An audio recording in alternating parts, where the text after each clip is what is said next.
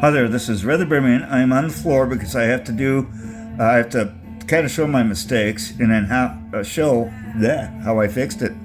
Stand by. Okay, so camera's out of focus. So basically, the fittings were flat and hoses would come off. Well, the heat pump and the water pump were cycling. And of course, losing a few hundred gallons of water is not a good thing, especially if I'm out of town. So when I put a Flair, I just took a lighter and then took my thumbnail and held the plastic like that, and then eventually take like a flat piece of metal to smooth out the edge and then put the hose back on. But of course, I use Teflon tape. So I've already done this one, and let me go over here, and I've already done this one.